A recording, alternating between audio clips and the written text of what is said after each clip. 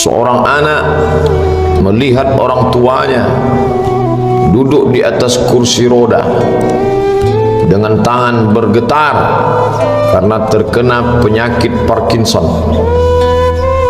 Air liurnya meleleh karena tidak lagi bisa menelan. Dulu lehernya kokoh, kuat berbicara, tapi sekarang suaranya keluar merintih karena usia yang sudah lanjut. Di saat itulah si anak sadar ternyata ayahku yang dulu Jenderal Bintang 4 hari ini tidak lagi berdaya. Dia terduduk di atas kursi roda dengan tangan menggeletar, air liur meleleh. Dulu kalau dia berjalan tegap, langkahnya kokoh. Kalau dia bersuara keras, anak-anak buahnya takut, menggeletar mereka menghadapnya.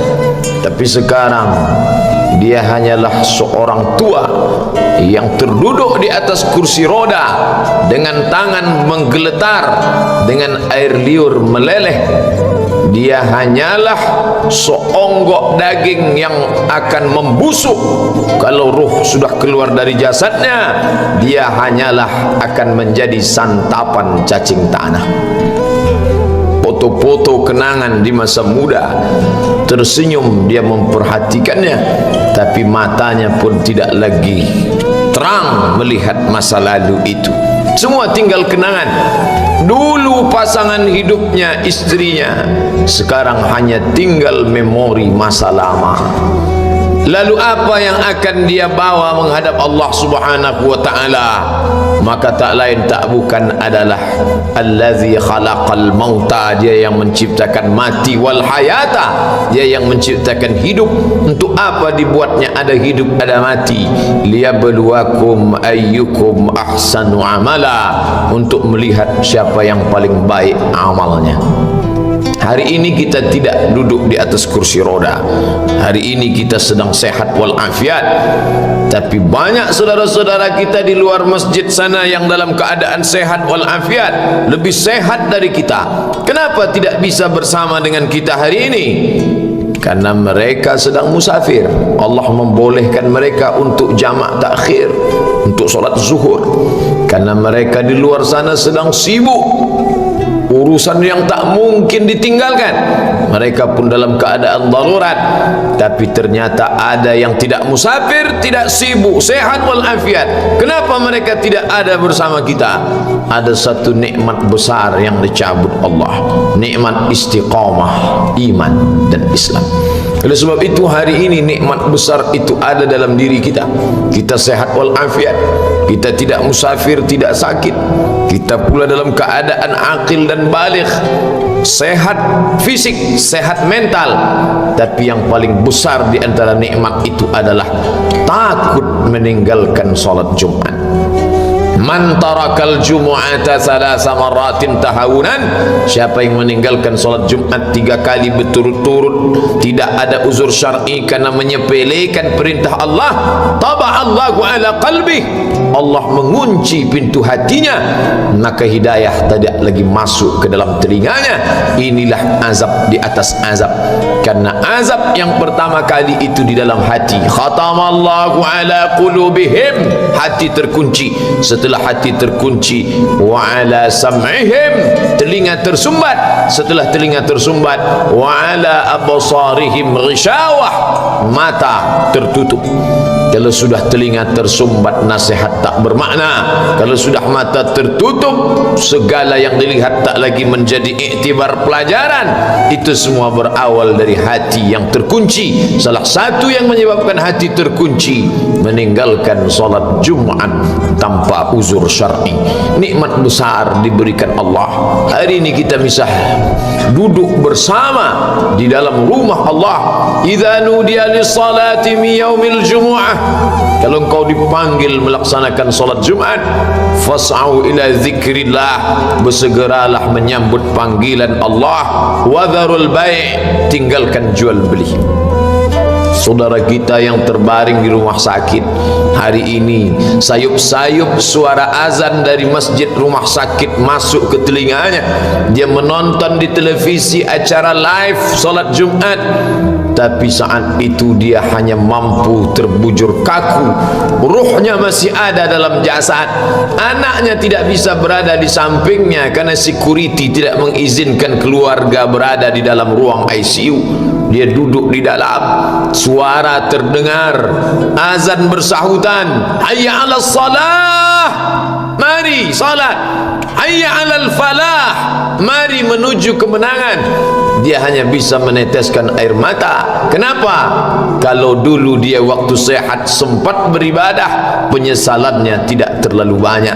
Tapi kalau di saat sehat walafiat tak sempat untuk menempelkan kening ke lantai, tak sempat melangkahkan kaki ke rumah Allah, tak sempat mendengarkan khutbah, maka tak ada duka di atas duka.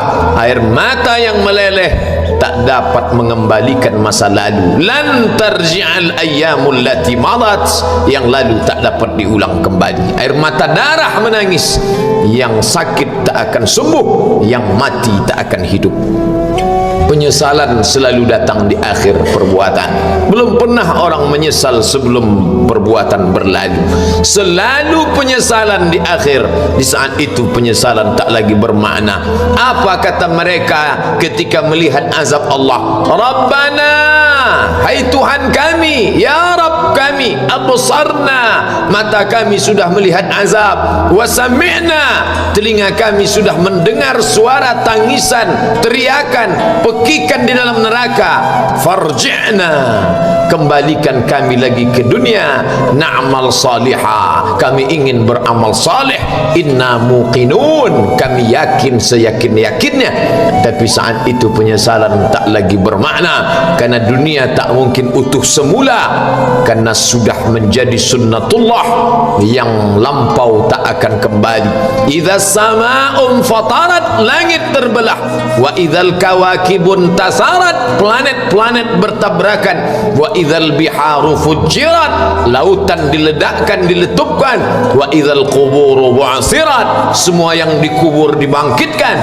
Alimat nafsum ma qaddamat wa akharat, disitulah orang baru sadar apa yang dulu pernah aku lakukan.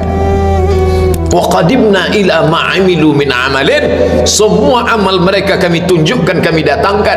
Ini amalmu, ini infakmu, ini wakafmu, ini sedekahmu, ini salawatmu, ini bacaan Qur'anmu, ini zikirmu. Tersenyum mata melihat amal. Faman ya'mal mithqala dzarratin khairan yarah.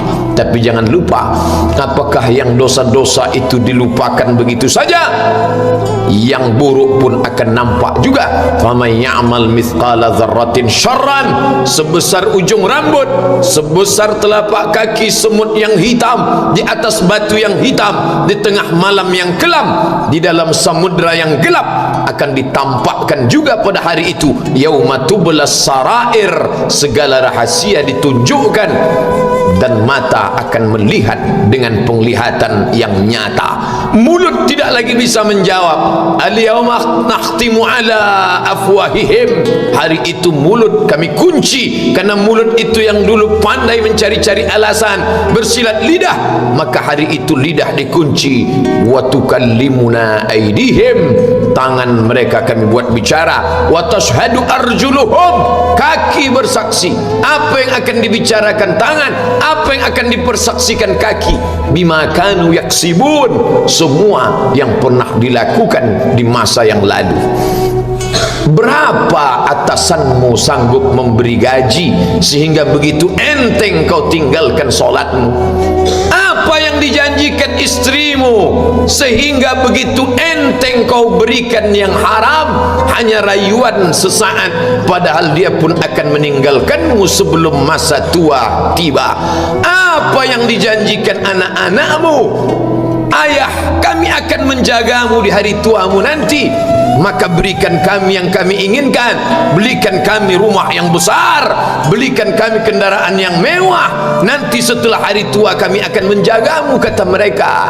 Tapi setelah kita tua, dosa-dosa begitu banyak terkumpul, mereka pun meninggalkan kita di panti jompo yang penuh dengan kesunyian, hening, sepi, suara cucu tak terdengar menangis karena mereka pun malu mengakui kita sebagai orang tua. Suapkanlah yang haram ke mulut mereka, berikanlah yang batil ke dalam perut mereka, itu hanya akan menjadi azab di dunia sebelum hari kiamat tiba. Ish ma syi'ta, hiduplah sesuka hatimu. Ish ma syi'ta, apa yang mau kau makan, makanlah. Apa yang akan kau bekerjakan, kerjakanlah. Fa innaka mayyit, tapi ingat, kau akan menjadi mayat, kau akan mati. Semua akan diminta pertanggungjawaban di hadapan Allah Subhanahu wa ta'ala. Hari ini orang boleh tertawa, hari ini orang boleh merasa dunia dia yang punya, tapi sampai masanya yang hijau akan berubah menguning, yang kuning akan mati, yang mati akan menjadi debu, yang debu ditiup angin hampa tak bermakna. Lalu apa yang akan dibawa menghadap Allah Subhanahu wa ta'ala? Amal saleh.